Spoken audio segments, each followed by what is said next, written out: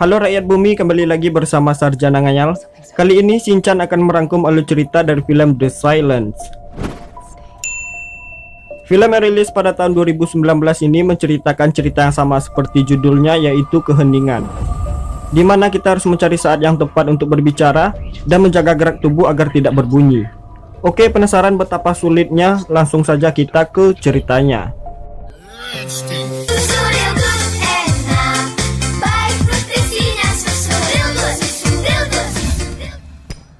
Di awal cerita, kita akan diperlihatkan para ilmuwan yang turun dari helikopter dan mendekati tebing. Mereka mengetok bagian dinding tebing yang tertutup oleh larva yang sangat tipis untuk penelitian. Setelah berhasil dijebol, para ilmuwan itu memberi kabar kepada temannya yang ada di helikopter dengan walkie-talkie. Saat mereka ingin masuk, temannya memberi jawaban dari walkie-talkie. Dan tak lama kemudian, keluar binatang yang berbentuk seperti kelelawar dengan jumlah yang sangat banyak dan akhirnya mereka tewas.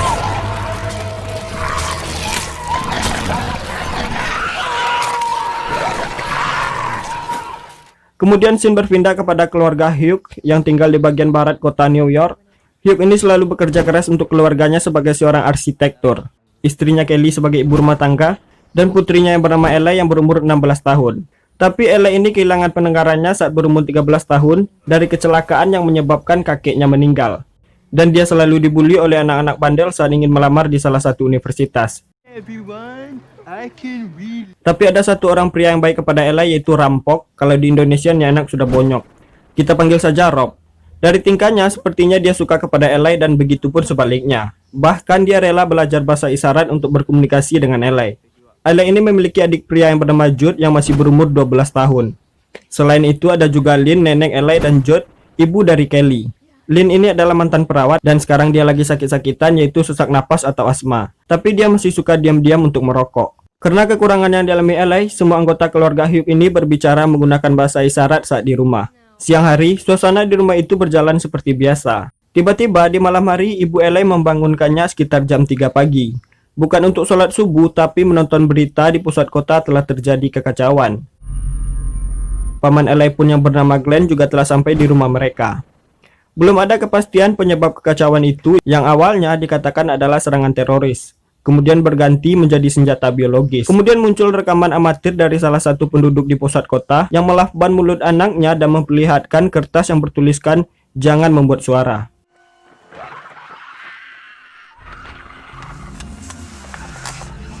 Tapi mereka belum tahu pasti maksud semua itu.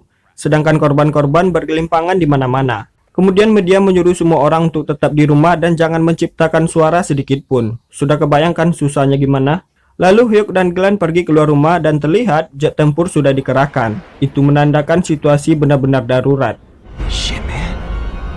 Setelah itu media memutar video amatir para ilmuwan yang membuka dinding tebing yang tertutup selama ribuan tahun, yang membuat makhluk purba aneh keluar. Belum ada yang tahu pasti nama makhluk itu apa dan kita panggil saja Fab. Sudah dipastikan makhluk itulah yang menyerang pusat kota. Merasa kota adalah tempat yang paling berbahaya untuk bertahan, Glenn mengambil senjatanya dan mengajak Hugh dan keluarganya pergi dari sana. Belum tahu tujuannya kemana, yang penting jauh dari keramaian.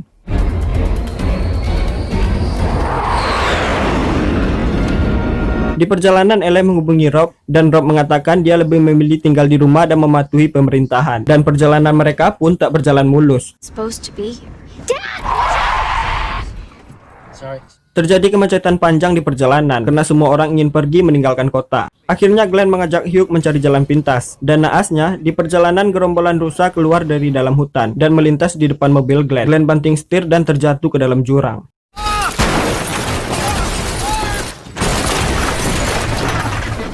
Hugh mencoba mengeluarkan Glenn yang terjepit, sedangkan Kelly tidak mendapatkan respon apa-apa dari rumah sakit dan pemadam kebakaran. Akhirnya Glenn meminta Hugh mengambilkan senjatanya di bagasi. Ternyata senjata itu digunakan Glenn untuk mengancam Hugh. Dia menyuruh Hugh pergi dari sana sebelum makhluk itu menyebar ke semua wilayah. Jika tidak, maka dia akan menembak Hugh. I'm gonna shoot you if you don't go. That's what I'm gonna do. You gotta go take care of your family. Sepertinya kita harus flashback mengenai kedekatan Hugh dengan Glenn ini. Pertama kali mereka kenal adalah waktu Glenn membantu Hugh ini dibully oleh seseorang di zaman sekolah. Dan saat itulah mereka dekat bahkan seperti keluarga. Anak Hugh pun sudah menganggap Glenn seperti paman. Bahkan sampai sekarang Glenn menyuruh Hugh pergi demi menyelamatkan keluarganya. Anjir, keren sih Glenn. Oke, lanjut. Dengan berat hati Hugh pun melakukan permintaan Glenn. Sampai di mobil, masalahnya sekarang adalah anjing Eli selalu menggonggong dan itu memancing kedatangan Feb. Itu menandakan makhluk itu sudah sampai di lokasi mereka. Glenn yang mendengar teriakan dari mobil Hugh, dia menembakkan senjatanya berkali-kali untuk memancing kedatangan Feb. Akhirnya binatang itu menghampiri Glenn dan dia tewas. Sedangkan anjing Eli yang tak berhenti menggonggong, Hugh melepaskan keluar demi keamanan. Sedangkan Hugh menghentikan perjalanannya berdiam diri di dalam mobil. Karena bunyi mesin mobil pastinya akan memancing kedatangan binatang itu. Karena merasa tidak mungkin, Hugh memberanikan diri untuk membuat bunyian di luar. Hugh turun dengan sangat hati-hati, dan dia ingin mengetahui lebih jauh tentang binatang itu. Saat Hugh di luar, penyakit ibu Kelly ini kambuh dan dia batuk-batuk. Itu membuat Feb mendekat kepada mobil mereka. Sedangkan Hugh bergegas secepat mungkin mengambil besi yang digunakan untuk membantu Glenn tadi. Hugh melemparkannya dan Feb itu mengejar dan menggigit besi itu. Di sini Hugh sudah mengetahui kalau makhluk itu rentan dengan suara tapi tidak bisa melihat. Mungkin suasana seperti itu masih mudah bagi keluarga Hugh untuk berkomunikasi karena mereka semua telah memahami bahasa isyarat. Hugh turun lagi dari mobilnya dan menghampiri mobil Glenn. Dia melihat Glenn sudah tewas digerogoti oleh binatang itu. Kemudian Hugh membakar mobil Glenn dan suara bakaran itu pastinya memancing kedatangan Feb. Sampai akhirnya mobil Glenn itu meledak. Hugh melanjutkan perjalanannya berjalan menyusuri hutan dengan langkah yang sangat berhati-hati. Karena kondisi Lynn yang kurang sehat, mereka memutuskan untuk beristirahat. Saat itu George bermain dengan teropongnya dan dia melapor kepada Hugh ada rumah yang tak terlalu jauh dari lokasi mereka beristirahat. Hugh dan keluarganya menghampiri rumah itu. Sampai di sana terlihat hari sudah mulai gelap. Saat Hugh membuka gerbang masuk, ternyata pintu itu terkunci dan dipasang lonceng di atasnya oleh pemilik rumah. Bunyi lonceng itu memancing kedatangan Feb. Si pemilik rumah keluar dengan senapan dan mengusir Hugh dan keluarganya. Tanpa sadar, bacotannya itu membuat Feb berpaling dan menyerangnya hingga tewas.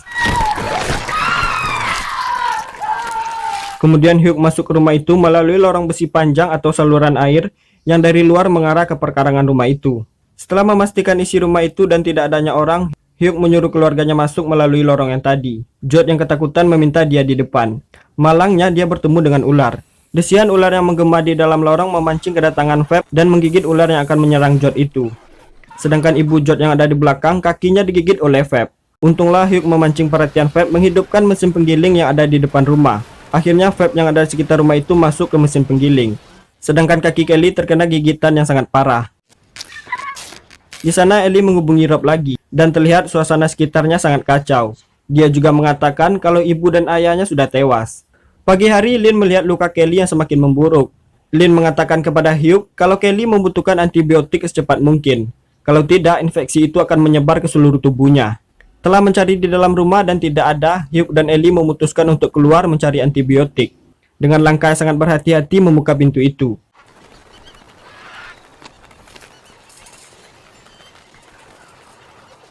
Terlihat Feb sudah menguasai semua wilayah. Sampailah Hugh dan Ellie di kota kecil tempat itu. Terlihat suasana sangat sepi, hanya mobil-mobil yang berserakan di jalan. Harta yang dibangga-banggakan tidak ada lagi yang mempedulikan dalam situasi ini. Jadi bersyukurlah kita dalam nikmat sehat dan keamanan oleh Tuhan. Tapi ada seseorang yang memperhatikan Hugh dan Ellie dari kejauhan. Siapakah dia? Nanti kita akan mengetahui jawabannya. Hugh dan Ellie masuk ke dalam apotek kecil yang ada di kota itu. Terlihat para pekerja di sana sudah tewas, hanya tinggal tulang yang digerogoti oleh binatang aneh tersebut. Dalam apotek itu, Ellie menemukan telur Feb yang berkembang dengan sangat cepat. Dan telur itu mengeluarkan cairan yang mengenai wajah Ellie. Sehingga dia berteriak dan teriakan Ellie memancing kedatangan Feb. Ellie langsung terdiam, tapi burung Feb yang masuk langsung ngetem di atas rak apotek itu. Ellie melihat ke atas, terlihat alarm kebakaran di atas kepala Hugh. Tapi mereka butuh api untuk menghidupkan alarm itu agar seluruh ruangan menjadi bising. Ellie mengambil pel lantai yang ada di sebelahnya dengan sangat hati-hati, lalu memberikannya kepada Hugh. Hugh membakar pel tersebut. Semua alarm berbunyi, burung Feb terbang ke segala arah, dan saat bersamaan, Hugh dan Ellie keluar membawa antibiotiknya. Di perjalanan pulang, mereka dihadang oleh orang yang memperhatikannya tadi, dan kita panggil dia Yang Mulia. Ternyata itu adalah orang dari sekte ajaran baru, mengajak Hugh dan Ellie bergabung dengan ajarannya. Dengan situasi yang seperti ini, Hugh dan Eli mengabaikan orang tersebut dan bergegas pulang ke rumahnya secepat mungkin. Singkat cerita, Hugh dan Eli sampai di rumah dengan selamat dan Kelly pun bisa diobati. Hugh yang ingin mencari tahu informasi dan ingin menonton TV tanpa suara, tapi sayang tak ada satupun siaran TV yang tayang. Di sana Eli memberitahu kepada Hugh setelah mendapat informasi dari gadgetnya bahwa vape ini tidak bisa bertahan hidup di daerah dingin dan orang-orang di lingkaran Arktik Kutub Utara selamat. Dia juga melihat video amatir vape mati dan hanyut di perairan salju. Tak lama kemudian, Yang Mulia dan pengikutnya menghampiri tempat tinggal Hugh. Sudah pasti dari tadi dia telah mengikuti Hugh. Kedatangannya masih sama, meminta Hugh bergabung dengannya. Tapi Hugh tetap menolak. Karena Yang Mulia tidak mengerti bahasa isyarat, dia meminta Hugh membalas dengan caranya, main surat-suratan anjing. Hugh dengan tegas mengatakan, pergi dan tinggalkan kami. Akhirnya dia mengatakan maksud sebenarnya, yaitu mengincar kesuburan Eli. Mungkin untuk menghasilkan keturunan kaumnya dari Cikidi Papau dengan Eli. Bangsat. Karena tidak terima, Hugh masuk ke dalam rumah dan mengambil senapan. Tapi si bangsat itu mengancam Hugh, dia mengatakan dia akan teriak. Dan suara tembakan pastinya memancing kedatangan vape. Akhirnya Hugh membiarkan Yang Mulia dan kaumnya pergi. Malam hari Eli menerima pesan dari Rob. Dia mengatakan dia akan pergi ke Kutub Utara. Tapi saat Eli menanyakan detailnya, koneksi internet pun hilang. Dan sekarang mereka kembali seperti ke zaman batu.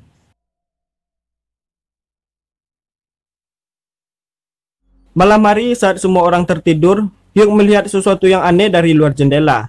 Hugh pun membangunkan semua orang. Saat dilihat, itu adalah seorang wanita kecil yang kedinginan dari kehujanan. Kelly pun membawanya masuk. Situasi hujan deras, mereka sedikit bebas untuk berbicara. Tapi anak kecil itu tidak menjawab sedikit pun. Kelly yang melihat rahang anak kecil itu bengkak, mereka ingin melihat mulut anak itu. Ternyata lidahnya telah dipotong oleh seseorang. Sedangkan Eli melihat bayangan seseorang dari jendela kamarnya. Ketika Eli mendekat, ternyata ponsel telah tertempel di kaca jendela dan berbunyi. Akhirnya itu memancing kedatangan vape. Teriakan Eli dihampiri neneknya dan untunglah dia berhasil keluar dari kamar itu. Sedangkan gadis kecil yang tadi membawa ponsel terikat di pinggangnya. Dengan cepat Hugh memasukkan ponsel itu ke dalam air.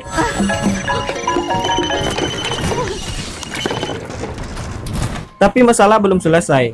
Di bagian luar atap berbunyi satu ponsel yang terbungkus oleh plastik. Karena serangan vape, kaca itu pecah dan ponsel itu masuk ke dalam rumah. Saat bersamaan, dua orang pria masuk ke dalam rumah itu dan mengambil Eli. Terjadilah perkelahian di sana dan perkelahian itu membuat ibu Eli sekarat.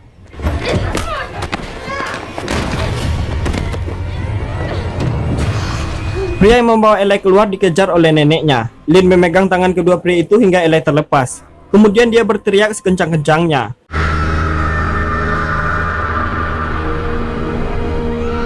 Akhirnya Lynn dan orang itu tewas dimakan oleh vape. Tapi masalah baru datang lagi. Yang Mulia datang dengan kaumnya yang tersisa, lalu membawa Eli. Melihat hujannya semakin deras dan burung vape berterbangan di atas mendengar suara petir, Hugh dan Eli mengejar mereka dan memukulnya dari belakang.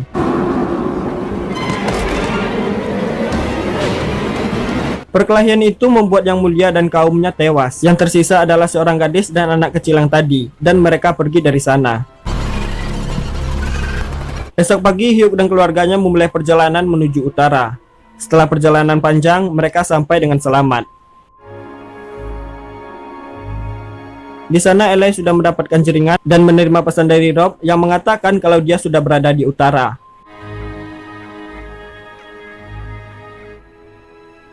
Dan di ending film ini kita akan diperlihatkan Eli dan Rob berburu binatang purba yang berada di pinggir kutub itu. Maybe. Dan selesai. Jadi film ini seperti memperlihatkan di awal kehidupan, di mana saat binatang purba yang terkurung selama ribuan tahun terlepas oleh para ilmuwan yang ingin melakukan penelitian, dan akhirnya dia keluar ke seluruh wilayah dan dunia. Semua umat manusia pun lari ingin mencari kehidupan, di mana binatang itu tidak bisa memasukinya. Dan seluruh dunia dan wilayah telah dikuasai oleh makhluk purba tersebut. Mereka memulai kehidupan baru di kutub utara. Mungkin hanya di sanalah populasi manusia yang tersisa. Mungkin daerah yang punya musim salju akan menewaskan binatang itu, tapi bukan tidak mungkin mereka akan datang lagi saat musim salju telah usai. Dari binatang yang berkembang di negara yang tak mempunyai musim salju. Ya udah, sekian dan terima kasih.